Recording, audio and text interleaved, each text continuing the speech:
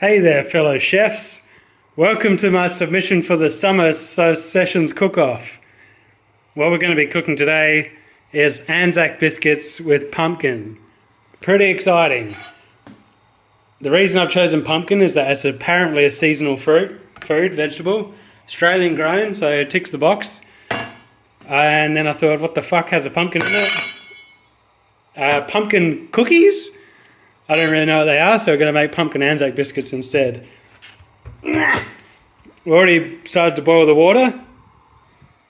What we're going to do is we're going to chop this up, puree it, and then mix it in with all this crap. ANZAC biscuits are like flour and coconut and oats and sugar.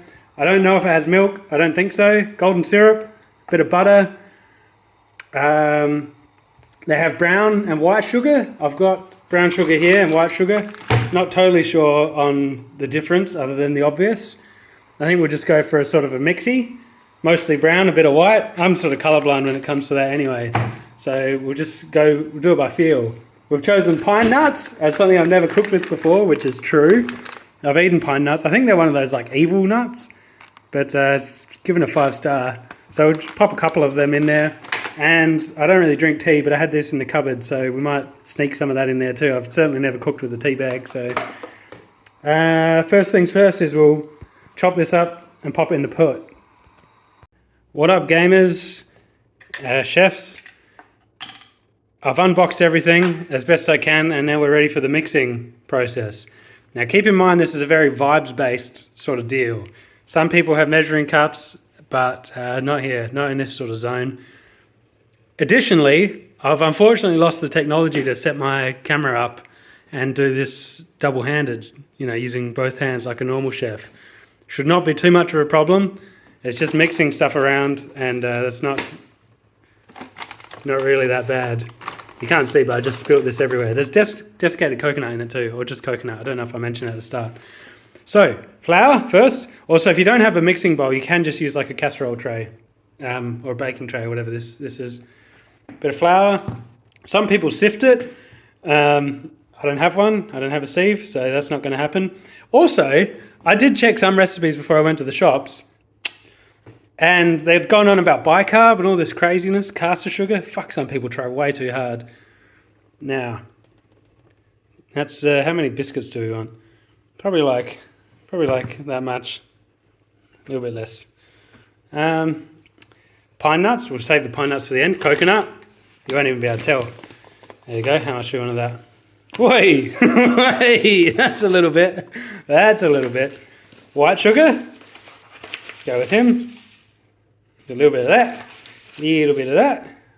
I reckon brown sugar's the go, really. If you want my true opinion. It's a little bit more real. I don't have a scissors, but that's okay. I'm not sure how much I'll cut of this, because a lot of it's going to be me fumbling. Go him in there. Come on, bro. Obviously, the more sugar you add, the nicer it's going to taste, kind of, unless you add way too much. You just need to get the right mix.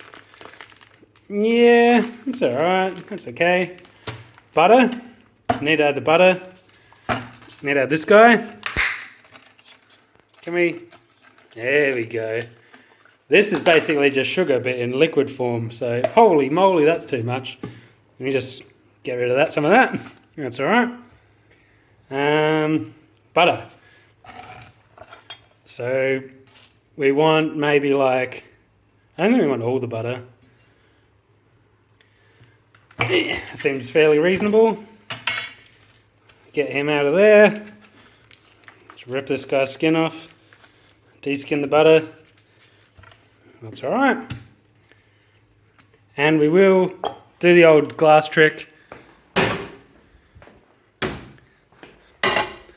Pop in there for... Butter melts quite quickly, really. Really, it's a bit of a secret not many people are aware of. Tea leaves, we will add them now. Or just tea. What the heck? It's one of those trick ones that can't be opened. I think I'm not doing a very good job filming this. You're just going to have to trust that a lot of what I'm saying is relevant to what I'm actually doing. If you just give me 1 second. There you go. A little bit of a mouth strap. I may cut some of this fumbling. See, there's the tea. So we just rip this guy open, and we just pop him sort of in there with all the rest of it. That'd be nice. Ginger, lemon, yum. Sounds kind of good actually, when you really think about it. This one, it is good to use 2 tea bags. That actually can be quite good.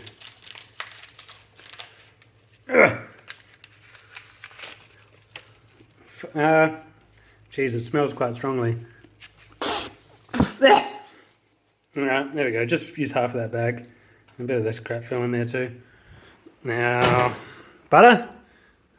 No, a little bit longer. A little bit longer. And then we just mix it up. Like I said, I don't really have the mixing stuff that you normally would have.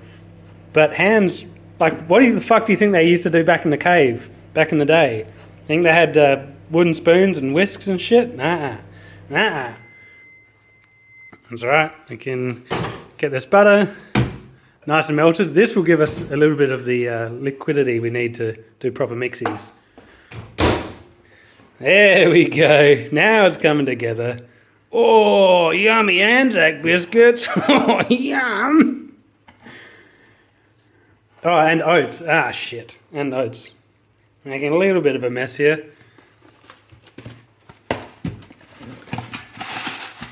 So you just grab, I don't know how many oats we want. It is quite an important part of the ANZAC biscuit process to have oats in there, so we definitely need a bit. It's coming along all right. The last thing to add will be the pureed pumpkin, which will also be a little bit of a runny affair, so that will help water it down a bit. But biscuits, I don't think it has eggs, by the way. That's another little tip for true chefs. Biscuits don't appear to have eggs in them. It's just the other stuff. That steps into like cake territory at that point.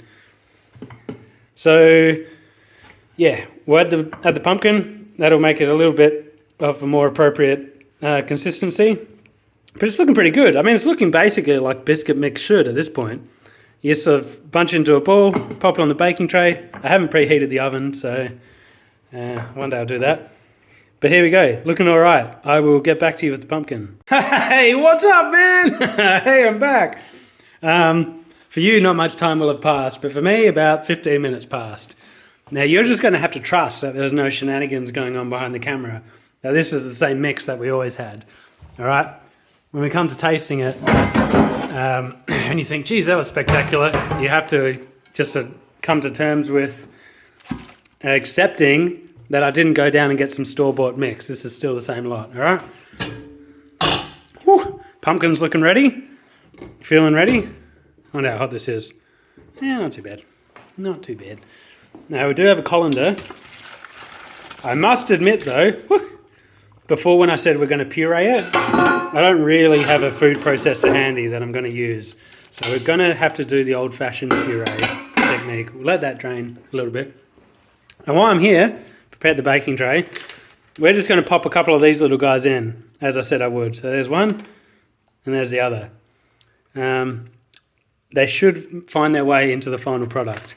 And when you get the one that has the pine nut in it, oh, mama! Imagine if you have both pine nuts in the same biscuit. That would be unreal. All right, pumpkin. Yeah, it's a lot of pumpkin, really.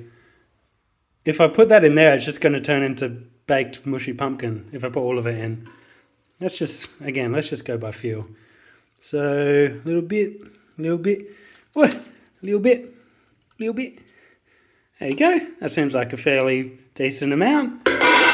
And that will be for something else. Ah! This is very hot. Ow! It's very hot once it just finished boiling on the stove.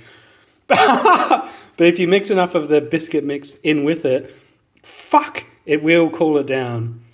Eventually. Ah, Jesus Christ. There we go. That's looking all right. It's looking fair. That's looking like good sort of biscuit mix. Ah, still fairly warm. Ah, Jesus. Ah, okay, sorry. All right, let's need a little bit of a moment.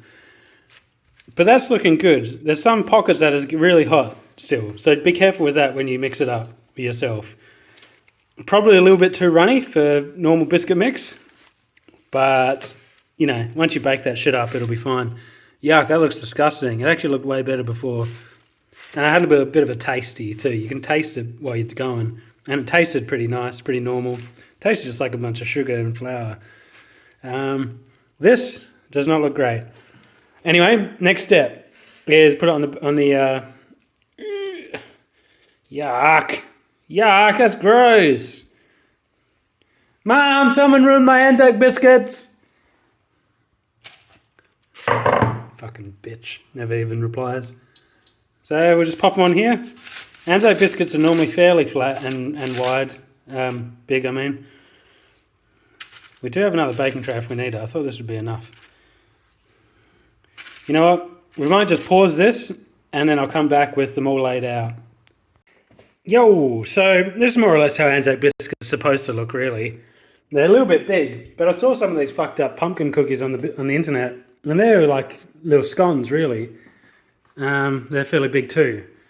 I know there's a whole drama between scones and biscuits and cookies and shit in America, but I think I'm really not sure where pumpkin cookies or biscuits fall into that, truth be told.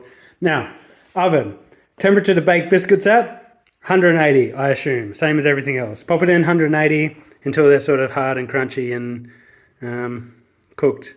I reckon like between 30 and 40 minutes. So I'll see you then. Alright, so since you missed the first unboxing of the ingredients, we're going to unbox this oven together and have a look. I did, spoiler, have a little bit of a peeky just a second ago. Whoa!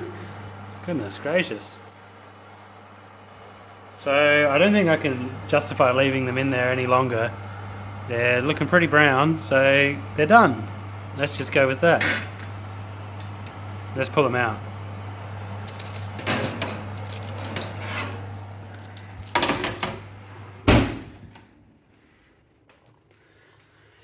Alrighty, so they're probably fairly hot. Let's have a try. Ah! You know when you eat something so hot it sort of like makes all the saliva in your mouth sizzle? That's when you know it's probably too hot.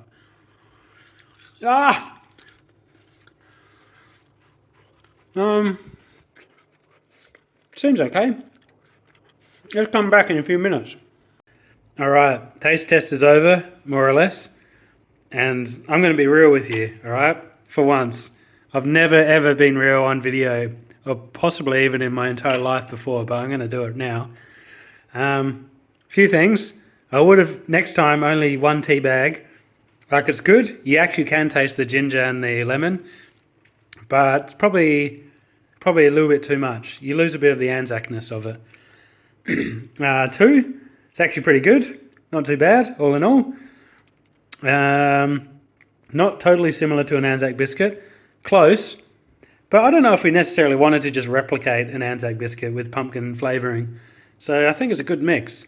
It's it's less hard. ANZAC biscuits are often quite hard. Not always. And this is a bit more cakey. Maybe it's because I've laid these out very lazily and they're too big to sort of cook. I mean, they are cooked, but yeah, they would have been different if they were flatter. That's about it, really. So pretty good. You can't really taste it particularly easily. You just have to trust me. I think it's probably about a 10 out of 10. So that should bode fairly well for the whole scoring part of this this episode. So thanks.